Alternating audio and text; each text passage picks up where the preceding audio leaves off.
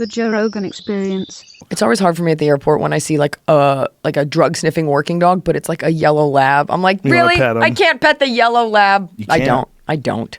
You could ruin the dog. I don't want to ruin the dog and his chances at retirement. You could ruin it. I'm not going to. Yeah. Those drug sniffing dogs make me fucking nervous because I'm like, what are they looking for? Not weed. That's the truth. But you can only teach a dog to look for one thing.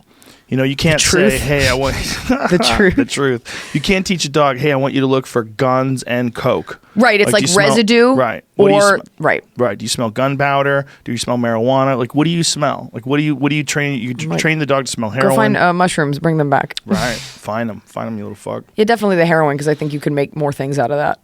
Well, it's one that kills you.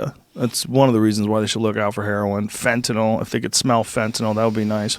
They can smell fucking anything. But I feel like fentanyl it's more local. Oh, actually, no. I don't know what I'm talking about. I feel like with prescription drugs, like that's more like it ravages a community. And when I think of like airplanes, I think like weight being pushed through from other countries, but I don't know. I think it's all things. Meth. It's everything. It's the really fucked up part about it is it's almost like what we were talking about with football, that football be safer if there was no helmets. It doesn't make sense. And drugs would be safer if they were would all regulated. Be safer if they were legal. I feel that way about prostitution. Yeah. And I'm going to actually broach this here. I was going to write a joke about it. I'm just going to say it. I believe a state issued, if you apply for funding, for support, if you're going to school, like a loan, or the state's paying for you to go to school, you get a scholarship, you should also be able to apply for a state issued prostitute. If you are a little socially awkward, maybe you haven't had sex, because men get weird if they haven't been made privy to the way a woman is, or they haven't had sex and you're going to college. Let's get you a prostitute. Let's get you having sex twice a week so you're not afraid of women. Let's get you a little less weird. Let's fund a prostitute. Well, I think if it didn't have the social stigma behind it, there's a lot of people that would choose it over working at Wendy's. Great. There's a lot of people that choose it. But we have an issue. Choice. The social stigma is that there's something wrong with it, right? But that's because it's a woman saying, I want to do this with my body. That's what's upsetting. It's sort of that, but it's also, well, in this country, it's also connected to sex slavery. We think of it as like if someone is doing that, then maybe they're a sex slave. Like maybe there's someone who's... I think that's less on people's radars, and it more has to do with the puritanical idea of There's a little shaming. bit of that, but I mean, that was one of the things that they were accusing Robert Kraft of. You remember Robert Kraft, who's the guy who owns the Kraft or Kraft? It's Kraft, right? He's the guy who owned the New England Patriots. He went to a massage parlor and they gave him a happy ending, and then the next thing you know, they arrested him and told him that there's a video of it. Right. And they were, they're trying to get him to plead guilty and all this different shit that was going on to a guy who's like insanely wealthy, who just was going there to get jerked off. But one of the things they said was that it was that he was participating somehow in sex trafficking, and so they were accusing him of that. That was a big part of what the police were saying. Well, it turned out that none of the girls that worked there were sex traffickers. They're just prostitutes. And the woman that did it to him, she was like 40 years old. But none of this would have happened if it was legal. None of it would have happened if it was legal. But it's okay. also they were using that term. They were accusing him of this thing and using that term like to brand him. Wait, this are you way, telling me that to shame him? There was a news story where they used a buzzword? Yes. Yeah, it is a buzzword. Right. But it's a buzzword it's very specific in terms of like the difference in the consequences that you would want someone to face, whether they just went there to get jerked off or they participated in sex slavery. Right, you're not a part of a ring. Right. I mean, you are, because the ring ends with you. So because there's a demand for it, there is a supply. So that is by and large a part of the issue. And I say this not knowing a ton about sex slavery, but I do know that if you take away the stigma, and you can normalize things very quickly. Weed is a great example, right? Yeah. You could do that. And even we've done this with women and bodies and the way that we look at people who are overweight and we look at people with different things. Like we are getting to a place where it's less of a thing.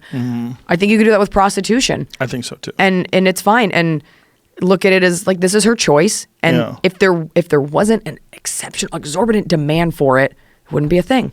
Yeah, it's just you can't tell people what to do with their bodies any other way except when money's involved. Yeah. That's where I have a problem with it. Except when taxes are involved. Yeah, but it's not even that. It's a societal position, right? Like if we were going to vote on it, most people would vote on no prostitution because they don't want their daughter or their sister or their mother to be a prostitute. Or them. They don't want to be a prostitute. That's why they would vote on it. But it's the only thing that's completely legal to do.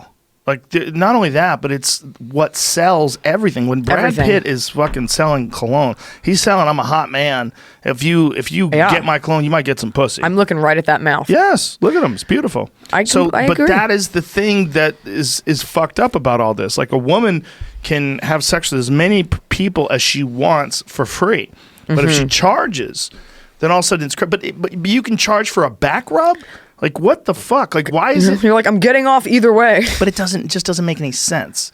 I agree with you. It's silly. It's I think restrictive. when it comes to the idea of a woman taking control of her own body, no taxes being paid, and the idea of someone being a whore because of our puritanical roots in this country, all those things combined make it a volatile topic. But at the end of the day, if she's going to make money that's going to go back into your society, that's going to be put to good use, it's going to be taxed, it's going to be in your community, what do you care what she's doing behind closed doors? If it's safe and it's regulated, just like weed, all of a sudden there's standards now.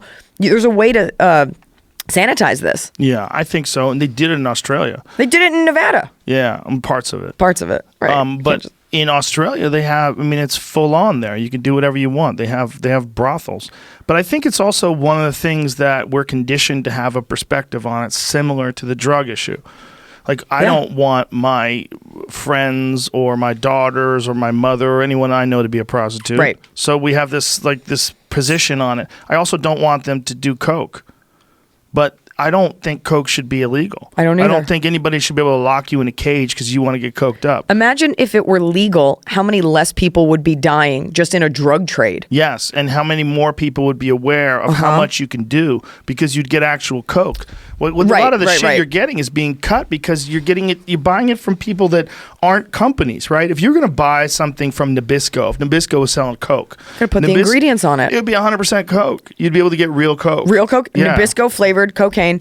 Yeah. Moreover, I mean, look in Europe the way that they are with alcohol, like Italy, for example. Yes. Kids have wine when they're little, and sure, there's alcoholics there, Way but less. it's less of like a Rumspringer freak out Yes. when you are able to do something. That's a great way to put it. A Rumspringer freak out.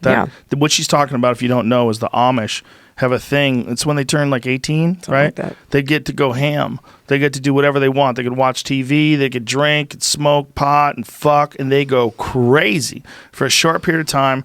And then at the end of that time, they can either leave the church forever or come back. And most of them come back. Right, because it's all you know. Also, you're probably so hungover. Like, Jesus Christ. Someone make me some oat cakes. Get me back to cutting logs. This is bullshit. Real This is- workout.